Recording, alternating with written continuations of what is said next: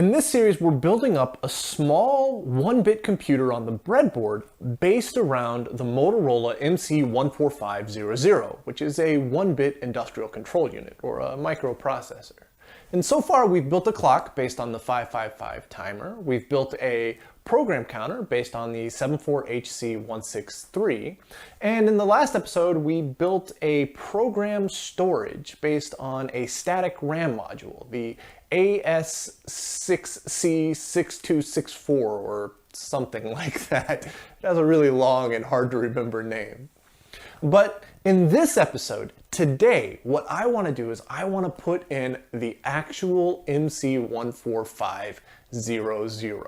We're actually going to get the microprocessor in place. I'm pretty excited about it. So let's hop over to the bench, take a look at our diagram and what we're going to do, and then let's pull the breadboard out and get to it. All right, and so here's our blueprint that we've been kind of following along, this minimal ICU system that we have up here. And so far we've built everything down to about halfway. So we have an 8-bit address coming out of our program storage here. Now 4 of those 8 bits go right here to the MC14500. And so if we look at the datasheet for the MC14500, we can look at where all of the individual pins are and how we're going to need to hook them up. Most notably, pins 4 through 7 are our 4-bit instruction register. And so that's the 4 bits that are coming in from the program storage chip that we have up here. And so that's pretty easy to hook up, except that it's pretty useless without having any input into the chip. And so that's another thing that I want to do today. I want to set up some input into it, so that way we can properly test the MC14500 out.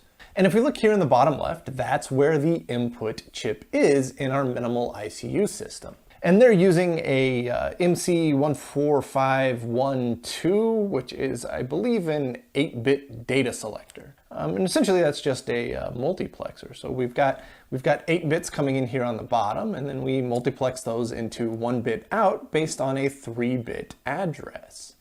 So what we're going to need for this chip is we're going to need the 3-bit address in. We're going to need 8 inputs, but what's really interesting is if we look at the very first input, X0 here, it comes all the way back over here to the result register. So we actually only have 7 individual inputs and 1 final input that is a direct input from the result register. So it can circle back around.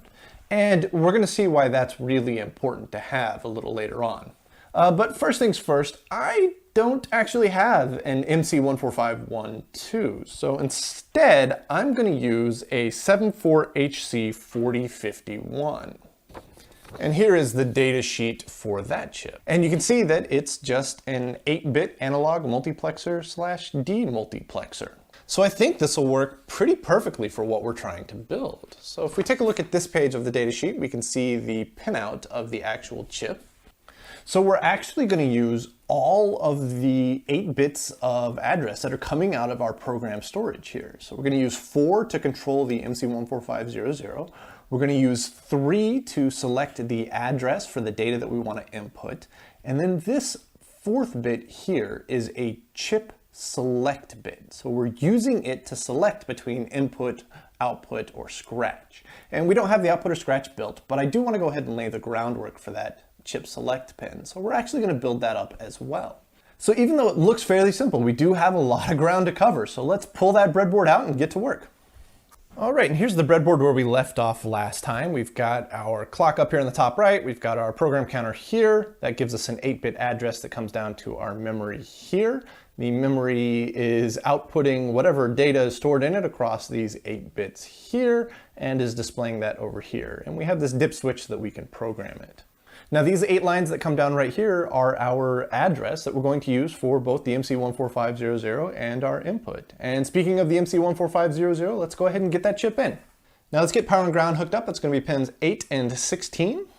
Now our data input comes in on pins 7, 6, 5, and 4 right here, which are these 4 pins right next to the ground pin here. And I'm going to use the 4 most significant bits coming off of our address here. So these 4 on the left side. So I've got some jumpers set up for that, so let's go ahead and just hook those jumpers up. And then it's going to get pretty crowded right around here with a bunch of stuff going in a lot of different directions. So I'm going to use a little organizational jumper to hold these firmly in place. All right, next is pin 3, which is the data pin. And so normally I'm not going to put any external data on there. It's all going to be handled internally or through the input system down here. But I do want to have a little switch there just in case I want to test some stuff out. So I'm going to run a little jumper to this toggle switch over here so that I can manually input a 1 onto the data bus if I need to. And since I'm playing with these voltage rails right here, let's go ahead and just put some small decoupling caps in there. Now I also want to see what's on the data bus. And since it's only a 1-bit data bus, I only need one LED for it. So I'm just going to put this little green LED in place there. So now I can see directly what's on that data bus. Now pin number 2 is right, and we're going to deal with that when we get down to the input down here. So for now, we're just going to go ahead and skip that. And pin number 1 is reset, but if we remember, our reset circuit over here is set up to be active low instead of active high. But the reset on the MC14500 is active high instead of active low. So we're going to need to take our reset signal that is on one of these spare rails over here and invert it. And so that's going to require an extra inverter, and I think I'm going to need that inverter over here for the output. So we're going to deal with that in a future episode. So for now, I'm just going to tie pin 1 low so we don't get accidental resets happening. Okay, now moving over to the other side, pins 9, 10, 11, and 12 are flag F, flag O, return, and jump. And I'm not actually going to do anything with these right off of the bat. But I do want to see when we are turning those flags on and off, because for future, maybe we want to use those flags for something. So I'm going to put some LED indicators on it to show me what those flags are doing. Now pin 13 and 14 are the 2 clock pins. Now the MC14500 is really interesting in that it can generate a clock signal that can synchronize the entire system. But we're not going to worry about that because we have an external clock up here that's going to synchronize the system. And so what we need to do is we need to tie pin 13 and 14 together through a 1 mega ohm resistor. And then we'll take our clock off of pin 13. All right, and then the last pin on this side is the result register pin. And we're going to need to use it down here, but I'm also going to want to see what's on it. So I'm going to go ahead and put in a little yellow LED for that. Now, before we forget, I said we were going to use the right pin in a different location, but I am going to want to see if the right pin is being initialized. And so I'm going to drop this little LED in right there. So now I can see whenever the right pin is being used. All right, and that's just about everything for the MC14500. Now I would test it out, except that it can't really do anything unless we have some input coming into it. And that input is going to be controlled by the other 4 bits of our address up here. And I need these 4 bits to go essentially into 2 different directions. I'm gonna have the output over here, I'm gonna have the scratch register down here, I'm gonna have the input over here. So these 4 bits need to go to all 3 of those locations. All right, and so now these are set up so that I can pull off of them in this direction from this open spot here, and I can pull off them from this open spot on the bottom here to split into the 2 directions here. So next, let's focus on getting the input set up down here. And like our programmer up here, I'm going to do the input with a dip switch. So let's go ahead and get that in place. And the top side of this dip switch will be the parts that connect up to the 74HC 4051, and the bottom side of this dip switch will connect up to VCC. So I've got a bunch of really tiny jumpers to tie all those together and then tie that to VCC. So we'll go ahead and get those in place. Now we need to hook this side up to something, and so that's going to be our 74HC 4051. And for the 4051, let's go ahead and get power and ground hooked up, and that's going to be pins 8 and 16. And then pin number 7, right next to ground here, is titled VEE. And if we look at the data sheet, it says power input level for incoming channel. I'm not entirely sure what that means. So I had to do a bit of Googling, and it seems that you can just tie this to ground. All right, next is pin 6, which is the chip enable, and it's active low. Now, in order to understand how exactly we want to use the chip enable, we need to kind of wrap our head around how the MC14500 actually reads from input, writes to output, and does both reading and writing to the scratch register. But having just one chip select pin doesn't really allow us to access these three different places. So the MC14500 does something really interesting in that it uses the write pin from the chip in combination with the chip select pin to select between these three different places. So ultimately what we end up with is 4 different actions. We can read from input, we can read from scratch, or we can write to scratch or write to output.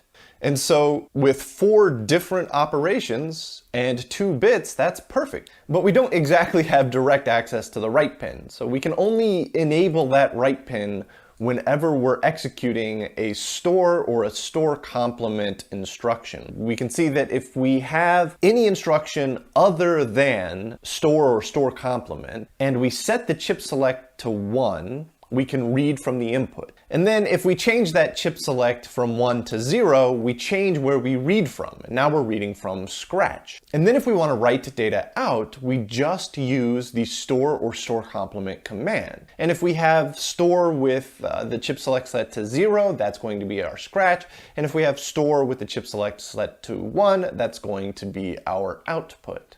So we need to come up with an interesting way to combine all of this with minimal logic gates. And I'm actually going to use a 74HC00 to do this, which is a quad NAND gate. Coming into one input of one NAND gate, we're going to have the chip select. Coming into the other input of that NAND gate, we're going to have the input from our write. But in order to ensure that everything works correctly, we actually need to invert that write signal that's coming into our NAND gate. So to invert it, we're just going to use another NAND gate. And if we tie both inputs of that other NAND gate together, the output of that will be the inverse of whatever the write pin is. And so we have a NAND gate with an inverted write signal coming into it and the chip select signal coming into it. And this should toggle the chip enable in such a way that it follows the logic diagram that we've come up with.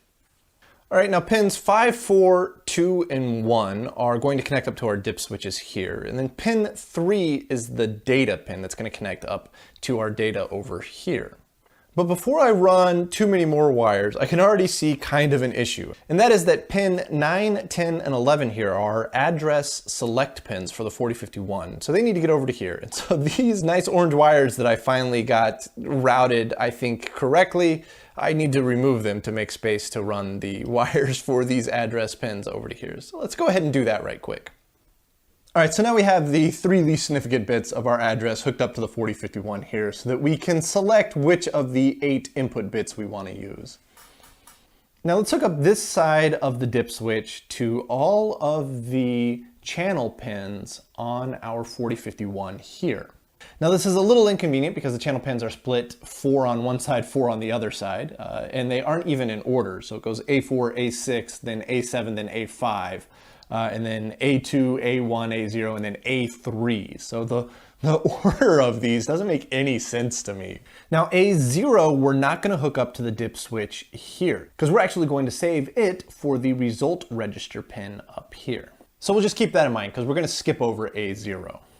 All right, so I think that's everything hooked up correctly. This first switch is blank, so it's not actually going to do anything. So we're just going to use switches 2 through 8 here.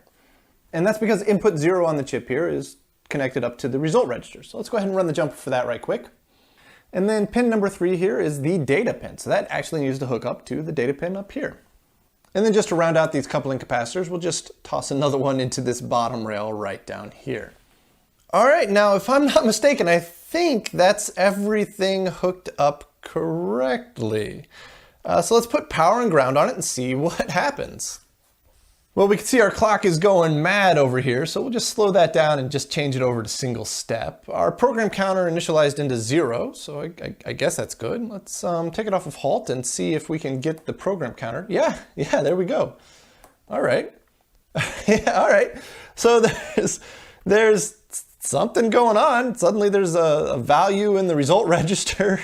That's just because we have random data stored into our program memory here. So it's just going to be executing random instructions. So if we just let it run, we we get an interesting little light show. We have no idea what's doing anything because it's all just totally random data. All right, and we need to just set up a program that tests out our input and our MC14500. So in order to do that, we kind of need to refresh our memory on some of the interesting quirks of the MC14500. Most notably, the input enable register and the output enable register. We need to somehow store a 1 into both of these registers in order for external data to be input into the logic unit and whatever is saved into the result register to be output onto the data line as well as enable the write pin. Now we could use that extra switch that I installed, but then I would have to turn that switch off for the very next step of the program. And that's kind of a pain. So it would be nice if there was a way that we could force a 1 onto the data bus. And it just so happens that there is.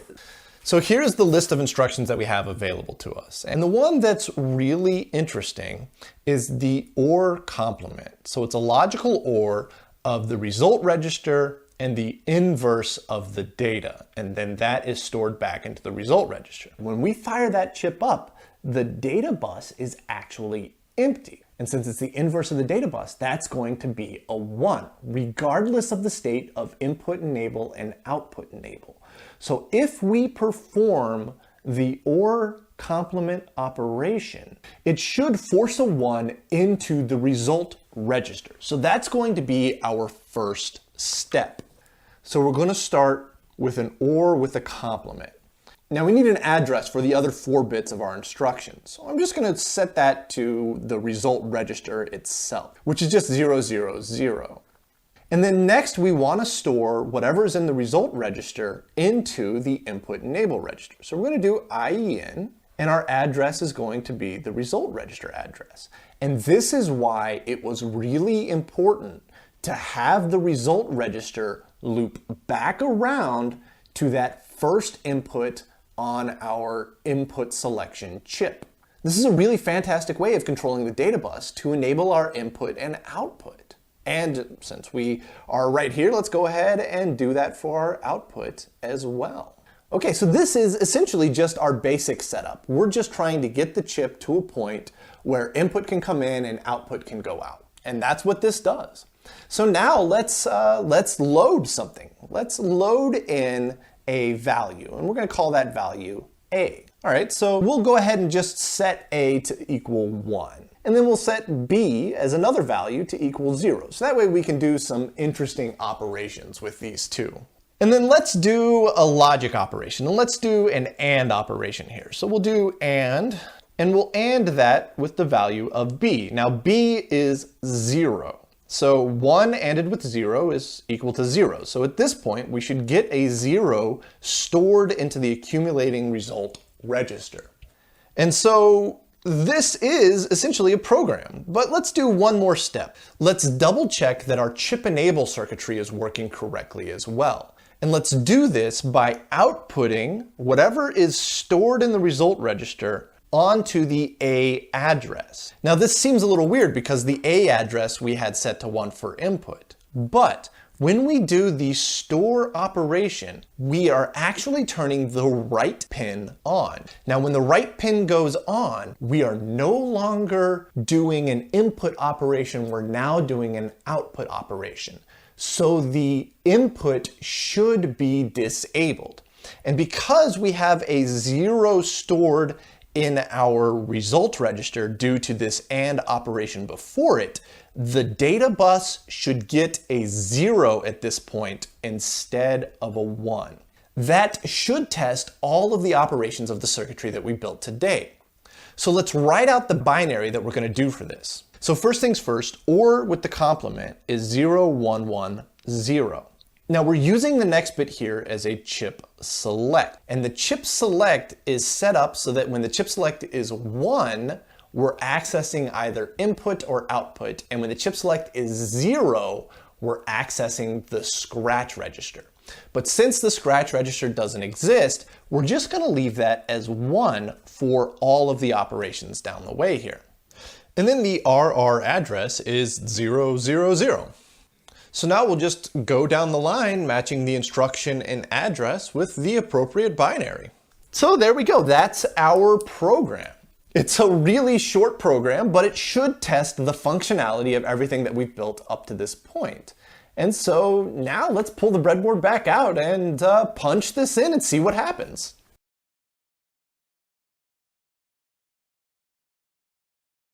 Okay, so we've got the program saved in here. So we'll go by step and see what happens. So let's push the clock and move up to address 1 here. Okay, and so then we have 0110. And what this should do is it should force a 1 into the result register. And you can see that the result register here is lit up. So that's good. That's doing what that's supposed to do. All right, so the next two we can't see because I don't have an indicator for the input enable register and the output enable register. I really wish we did, but hopefully they're gonna work. So the next one is 1010, and we have our address set to 0. And the address of 0 means that it's the result register coming back onto the data pin. So the data is 1, so that should have saved a 1 into the input enable register. And then that should have saved a 1 into the output enable register. Okay. Okay, so now here's where it gets really interesting. We want to load the value of pin number 2 down here into the result register. So nothing should really change with the lights, I don't think. Yeah, okay, so the lights didn't change, but you can see we've got 0001. And again, our chip select pin is 1. And then we have an address of 001, which is this address right here. And that loaded a 1 into there. So I think that's working correctly. So the next step is we AND that with pin number 3 here. And pin number 3 is 0. So 1 ANDed with 0 is 0. So we should store a 0 into the result register, which means that this light and this light should go off. Yes, look at that. Both the data and the result register went off. So that worked. All right, and so the final instruction is that we try to store the value of the result register into the output register over here. And we're trying to do that at address 001, which happens to be the same address where we actually have a 1 coming in on the input. So if our right pin is not functioning correctly, we'll see the data illuminate here because it'll actually be reading an input. But what we really want to see is we want to see this right pin come on and we want to see the data stay off. Now the right pin is only going to stay illuminated while the clock pulse is high. So I'm going to push the button and hold it. Yes, look at that. The right pin is on. So even though we have the chip select set to 1 and our address is 001, which was the exact same instruction that we used to read from pin 2 here, because the right pin is on, it has disabled the 4051 and is allowing whatever is stored in the result register, which in this case happens to be a 0, to be output onto the data bus. That's awesome. It works. That's super epic. Let's reset it and burn through it real quick.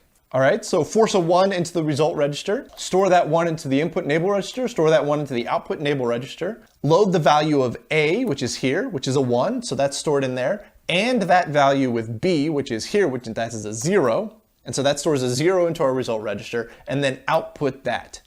And now we're outputting a 0 onto the data bus. How cool is that? We wrote our first program. That's awesome. It's actually doing something.